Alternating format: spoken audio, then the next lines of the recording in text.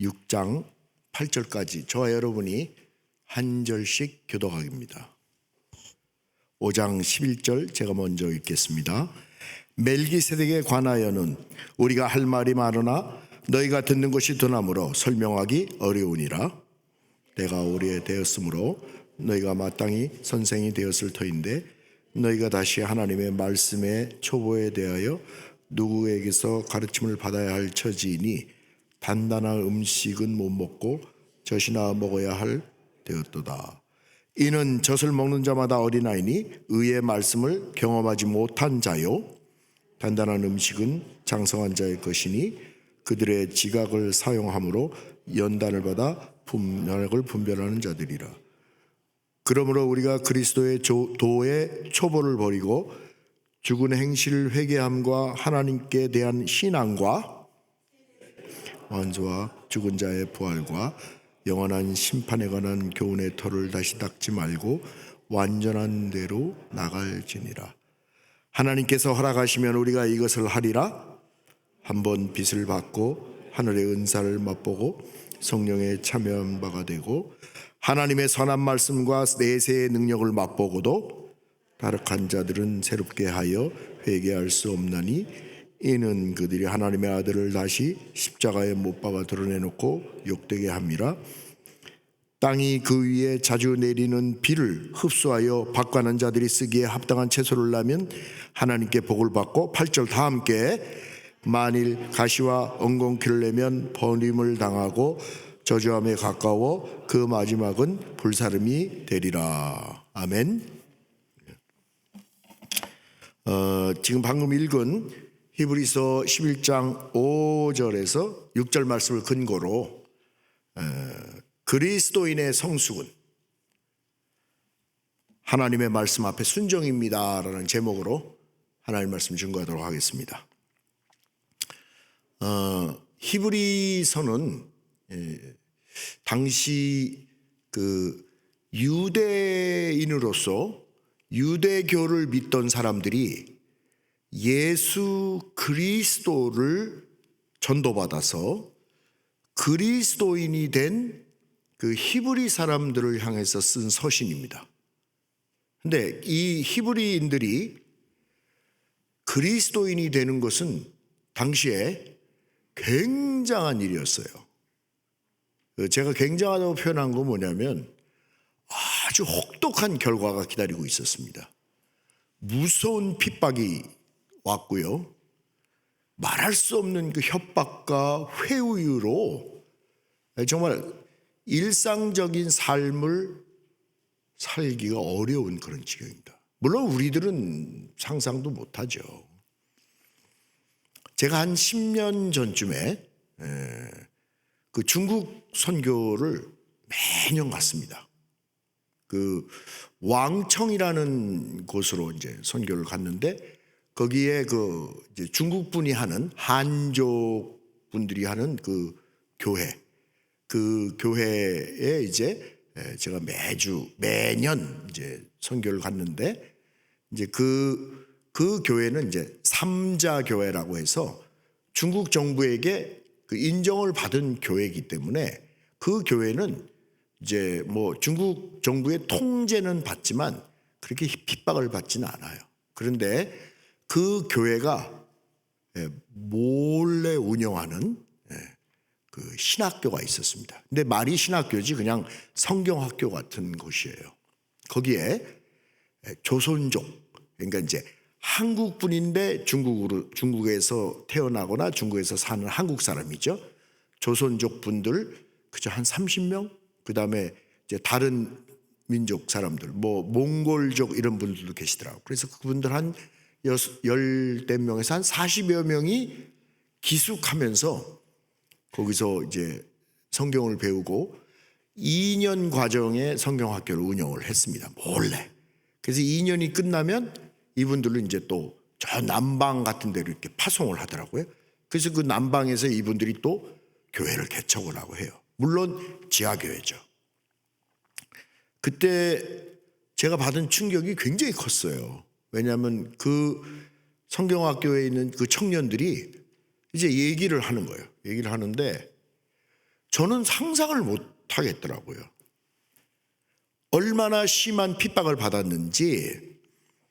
그러니까 남의 청년들, 남의 자식들이라고는 다 뭐 한국으로 가고 뭐 이런 다른 동남아시아로 가서 돈을 많이 벌어서 이제 그 고향에 있는 부모 형제들한테 도움을 주잖아요. 그런데 이 청년들은 어쩌다 예수를 믿어서 그 당시에 뭐 돈을 벌어서 주는 거는 고사하고 공안들에게 사흘이 멀다고 끌려가는 거예요. 그래서 죽을 만큼 매를 맞고요. 그것도 모자라서 그 부모들까지도 고통을 받는 거예요. 이 청년들이 저한테 그런 얘기를 하더라고요. 목사님, 제가 끌려가서 매 맞고 제가 막 당하고 하는 거는 괜찮다는 거예요. 근데 나 때문에 죄 없는 우리 형제들이 불이익을 당하고 부모들이 고통받는 걸 보면서 하루에도 12번씩 내가 예수 안 믿으려고 했습니다. 근데 어떻게 그럴 수가 있겠습니까? 그러면서 눈물을 철철 흘리면서 저에게 그 얘기를 할 때 제가 너무 미안하더라고요. 왜냐하면 저는 그게 잘 실감이 안 갔거든요. 그런데 그런 핍박과 탄압 속에서도 정말 주님을 향한 그 뜨거움은 이루 말을 못했어요. 제가 굉장히 참 좀 곤란하면 곤란했던 게 그 사람들은 거기서 이제 기숙을 하는 사람들인데 아침 식사를 이제 하자고 이렇게 내려가면 이게 큰 그릇에다 무슨 팥죽 같은 걸 하나 주더라고요. 그리고 이렇게 하얀 빵을 주는데 그걸 이렇게 찍어서 먹는데 식사하기 전에 식사 기도를 하고요. 그 다음에 성경을 암송을 합니다. 성경을. 여러분 근데 그거 아세요? 마태복음은 1장서부터 28장까지 다 외워요. 그 사람들이. 저는 못 외우잖아요. 그저 몇 절밖에 못 외우는데 그저 마태복음 1장서부터 자 이제 암송합니다. 절절절절 하고 28장까지 외워요. 제가 굉장히 충격을 받았어요. 근데 이 청년이 그런 얘기를 하더라고요. 이 성경을 외우는 동안은 아무 생각이 없답니다. 그죠? 두려움도 없고 염려도 없고 미래에 대한 불안도 없고 그냥 외운다는 거예요.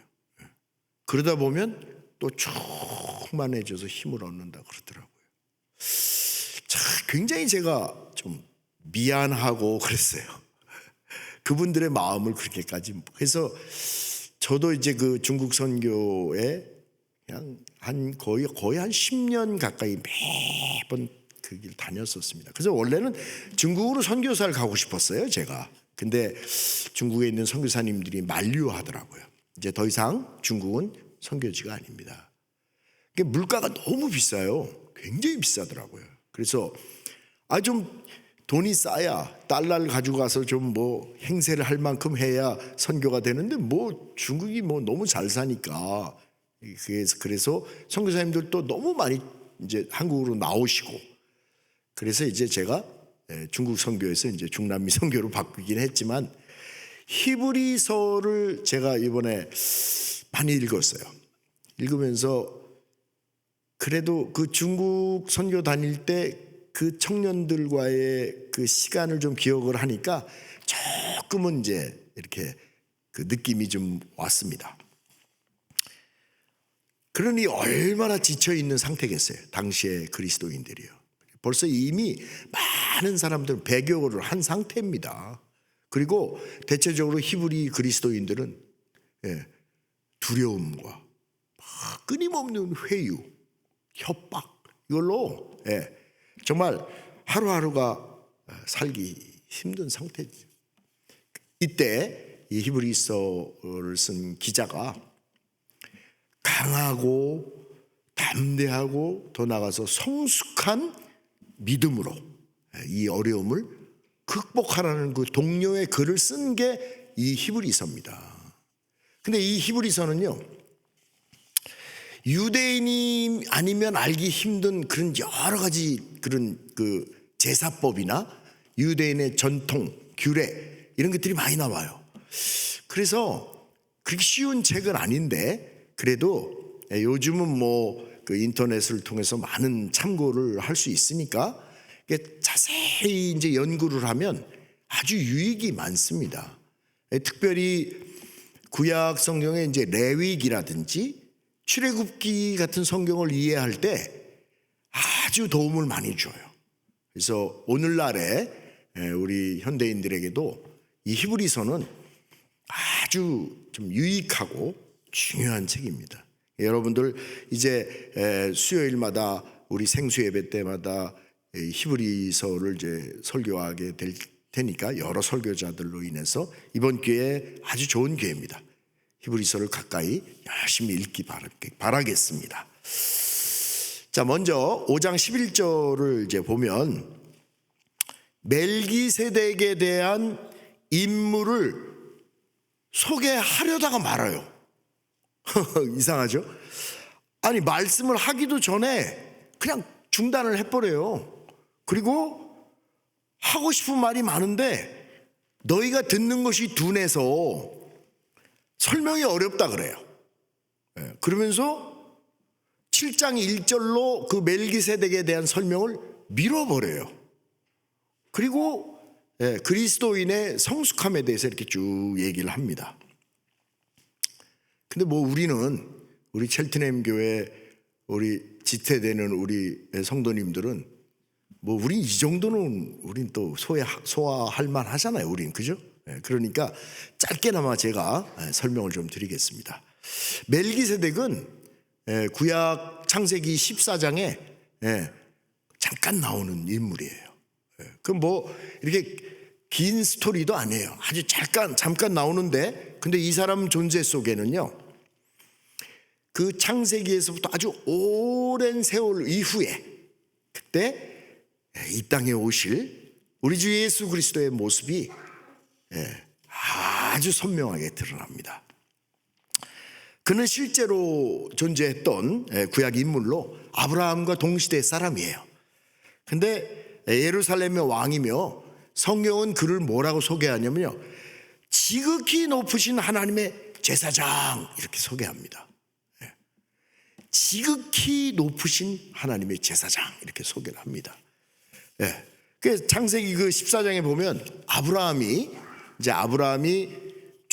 조카 롯과 이렇게 헤어지잖아요. 이제 헤어지면서 롯이 아주 풍요하게 보이던 그 요단의 동쪽으로 가버리잖아요. 그러면서 이제 거주지가 달라지는데, 근데 롯이 간 그 땅에 전쟁이 일어나요. 그 땅에서. 그래서 그 전쟁의 이야기가 들려옵니다. 아브라함에게. 근데 자기 조카 롯이 사로잡혔다는 거예요. 그 다음에 뭐 재산도 뺏겼다는 거예요. 그 얘기를 듣고 아브라함이 집에서 이제 가병을 길렀나 봐요. 그 사람들하고 가서 그돌라오멜이라는 사람과 여러 왕들을 이제 물리치고 돌아오는데 그때 이 멜기세덱을 만나요. 근데 이 멜기세덱을 보자마자 아브라함이 자기가 가지고 있던 것의 11조를 드려요. 그 사람한테. 그러니까 또 멜기세덱은 아브라함에게 떡과 포도주를 배설을 해줘요. 여러분 좀 익숙하죠, 그죠? 떡과 포도주, 그죠? 우리 성찬 때 늘 하잖아요. 결국은 이게 뭐냐면 예수 그리스도의 최후의 만찬을 약간 상징하잖아요. 그리고 예수님의 죽으심에 대한 어떤 그런 그림자를 살짝 보여주지 않습니까?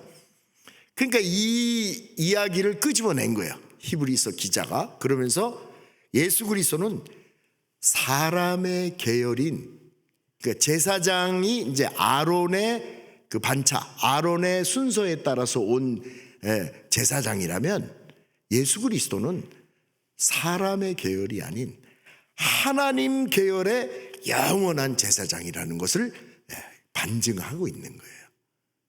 그런데 이상하게 히브리 그리스도인들은 예수 그리스도를 구주로 영접해서 하나님의 자녀가 됐는데도 불구하고 그냥 워낙 오랫동안 히브리의 문화, 히브리 전통, 히브리 규례 이런 거에 굉장히 너무 이렇게 깊이 뿌리가 내려져서 예수 그리스도의 그 대제사장 직분에 대해서 조금 믿음이 부족한 것 같아요. 그래서 이제 히브리 기자가 그 멜기세덱 얘기를 하면서 사람의 반차, 사람의 계열이 아니라 하나님의 계열로 오신 우리 주 예수 그리스도다라고 주장하고 있는 거예요. 근데 히브리 사람은 다 압니다. 대제사장은 어떤 그 역할을 하는지. 대제사장이 없이는 하나님께 나갈 수가 없어요. 그 당시에는. 그래서 대제사장은 하나님과 사람을 이어주는 그런 다리 역할을 하는 그런 대제사장이십니다. 그리고 그분을 통해서 1년에 한 번씩 속죄제를 통해 죄사함을 받기도 하죠. 그런 중요한 직임이시라는 것을 반증을 합니다. 그래서 5장 11절에 그렇게 얘기한 거예요. 멜기세덱에 관하여는 우리가 할 말이 많으나 너희가 듣는 것이 어떻게 하다고요? 둔함으로. 듣는 것이 둔하대요. 이게 둔하다는 게 이제 무슨 얘기냐면 여러분 우리가 그 부엌에서 그 칼 사용하잖아요. 부엌 칼을. 근데 이게 계속 사용하면 어떻게 돼요? 굉장히 둔해지잖아요. 둔감해지잖아요. 샤프해지지 않고 이게 그 영어로 뭐 덜하다 그러나요? 그게 되게 둔해지잖아요. 그죠? 그것처럼 우리가 하나님의 말씀에 센시티브하게 아주 민감하게 반응을 못해요. 왜 그렇죠? 둔감해져서 그래요. 그래서 할 말은 많은데 못하겠다는 거예요. 참 여러분 우리가 이게 이렇게 다 같이 교회에 앉아 있어도요, 그죠? 말씀을 듣는 수준이 다 달라요. 어떤 분들은 굉장히 그 영적으로 민감하셔서 금방 성령의 감동을 느끼시기도 하죠. 그런데 어떤 분들은 이거 한국말인데 잘 못 알아들어요. 무슨 말인지 이해도 못하고. 왜 그렇죠? 성경이나 우리 저 교회와 그리고 은혜 가운데 하는 말들은 어떤 때에는 굉장히 영적인 말들이 많잖아요. 영적인 것은 우리가 경험해 보지 못한 세상이에요. 그거는 우리의 이성이나 우리의 어떤 생각 너머의 것이거든요. 그래서 그거는 방법이 없어요.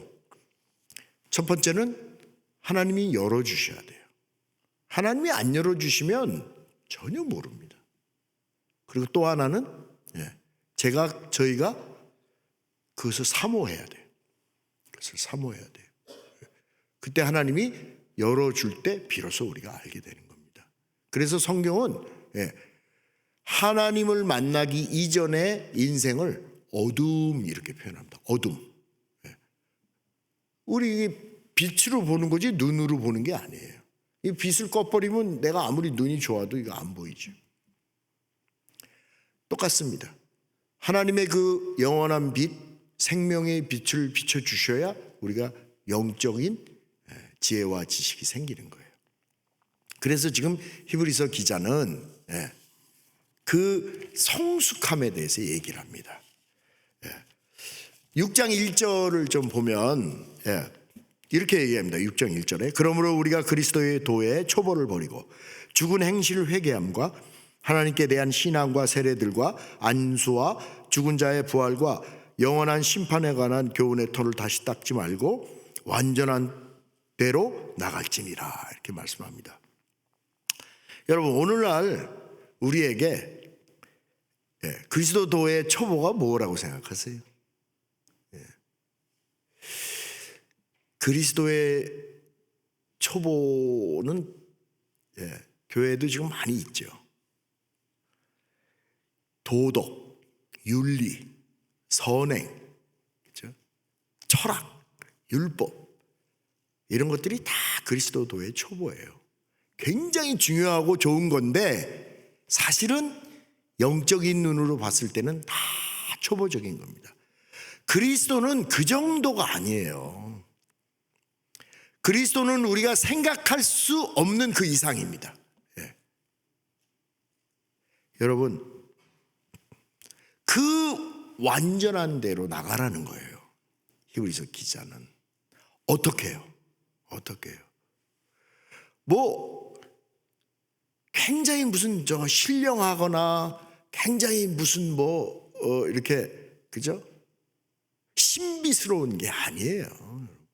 우리가 늘 교회에서 접하는 말씀, 기도, 전도. 이게 우리의 영성을 높이는 것이고, 이걸 통해서 교회는 목사님을 주축으로 해서 예배를 통해서 우리가 날마다 새롭게 영성이 세워져 가는 겁니다.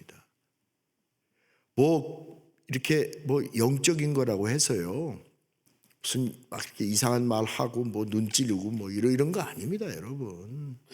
말씀, 기도, 전도. 그 안에 하나님이 주신 이 영적인 것이 다 있는 거예요. 그런데 굉장히 중요한 게 있어요. 완전한 대로 나가라고 하는데 그 완전한 데가 바로 영적인 성숙함이잖아요. 근데 그 영적인 성숙함이 어디서 이루어질까요, 여러분? 굉장히 중요한 그 이야기인데요. 그리스도인에게 영적인 성숙함이는요, 무슨 어른스럽거나 또는 무슨 노련하거나 그런 게 아니에요. 그리스도인에게 영적인 성숙은요, 순종입니다. 순종. 특별히 말씀 앞에 순종이에요. 아무리 영적인 은사가 많고 아무리 무슨 노련함이 있고 해도 하나님의 말씀 앞에 순종이 없는 것은 성숙하지 못해요. 미숙한 것입니다. 그래서 그리스도인들에게 영적인 성숙함이라는 것은 순종입니다, 여러분. 마태복음 7장 13절에서 14절에 보면 좁은 문으로 들어가라. 멸망으로 인도하는 문은 크고 그 길이 넓어 그리로 들어가는 자가 많고 생명으로 인도하는 문은 좁고 길이 협잡하여 찾는 이가 없음이라, 적음이라 이랬습니다. 그 왜 좁은 문입니까? 말씀 앞에 순종하는 게 쉽던가요? 쉽지 않죠. 어렵습니다. 나를 깨트려서 굴복시켜야 되는 거예요. 오죽하면 바울 사도는 내가 그리스도와 함께 십자가에 못 박혀 죽었다 그랬어요. 이 나를 꺾어내지 않으면 말씀 앞에 순종하기 어렵습니다. 그런데 이 나가 만만하지 않잖아요, 그죠? 질겨요. 그래서 좁은 문입니다. 로마서 16장 16절에 보면 이렇게 얘기합니다. 너희 자신을 종으로 내주어 누구에게 순종하든지 그 순종함을 받는 자의 종이 되는 줄을 너희가 알지 못하느냐. 혹은 죄의 종으로 사망에 이르고 혹은 순종의 종으로 의에 이르리라 그랬습니다. 여러분, 다시 말씀드립니다. 성숙하다는 것은 단지 어른이 되거나 노련한 것만을 얘기하는 거 아니에요. 성경적으로 성숙함이란 그리스도인들에게 말씀 앞에 순종하는 거예요. 결론 드리겠습니다.